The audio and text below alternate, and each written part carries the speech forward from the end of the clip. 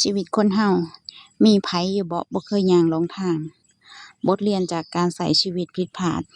ของลูกชายกับลูกสะใภ้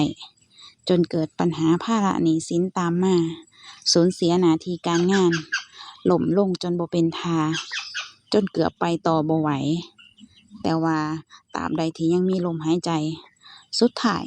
ก็เลยต้องลุกขึ้นมาสู้ใหม่อยู่ดีจากมื้อที่แทบบ่เหลือหยังมีแต่หนี้ก้อนใหญ่เป็นเหย้าตามโตครอบครัวคือกำลังใจสำคัญที่เริ่มต้นศึกษาหาทางแก้หนี้ร่วมกันอย่างจริงจังสิ่งใดที่เป็นสาเหตุของความผิดพลาดที่ผ่านมาก็แค่อย่ากลับไปเฮ็ดซ้ำอีกระหว่างหั้นก็ได้พยายามลุกขึ้นมาฝึกฝนอาชีพลองผิดลองถูกแต่ก็ยังกลับมาล้มแล้วล้มอีกล้มจนบ่เป็นท่าตั้งหลายเทื่อแต่ว่าในความที่ยังมีลมหายใจก็เลยยังต้องย่างต่อไปอีกจนตอนนี้เริ่มสิพยุงตัวเองได้ขอบคุณอาชีพเครปที่เฮ็ดให้ตาล่อนขายจนพอมีรายได้ให้ยืนขึ้นมาได้อีกเทื่อ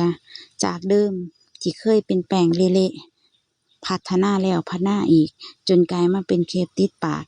ตาล่อนขายบริการให้กับพ่อแม่พี่น้องที่มาอุดหนุน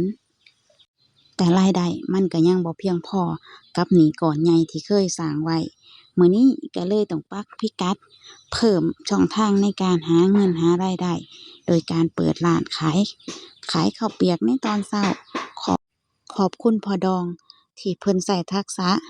ในงานฝีมือของการเปลี่ยนแปลงจากสังกะสีห่างๆมาเป็นร้านได้แบบนี้ในช่วงเช้า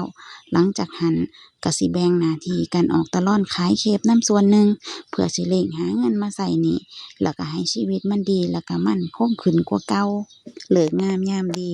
ก่อนสิฮอดวันอาสาฬหบูชาลูกชายกับลูกสะใภ้เพิ่นก็เลยไปบอกผู้เฒ่าผู้แก่ให้ช่วยมาพาเฮ็ดในการตั้งจิตอธิษฐานอัญเชิญบารมีเจ้าที่เจ้าทางคุณแม่พระธรณีคุณแม่ตุเจ้าของที่ดินที่เพิ่นได้ล่วงลับไปแล้วให้ช่วยโปรดเมตตาเปิดทางเปิดทิศเปิดโชคเปิดลาภช่วยปกปักรักษาพื้นแผ่นดินหน้าบ้านที่สิใช้ทำกินประกอบอาชีพหม้องนี้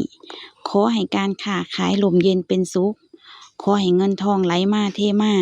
จากการทำงานสุจริตเพื่อให้มีแรงกายแรงใจในการชดใช้หนี้สินและก็สร้างอนาคตใหม่ให้มันมั่นคงต่อไปขอฝากร้านข้าวเปียกและก็เครปติดปากน้อยๆนี่ไว้ในอ้อมอกอ้อมใจขอบคุณทุกกำลังใจและก็ผู้ที่คอยให้การสนับสนุนเป็นลูกค้าเฮ็ดให้ชีวิตที่พังเพ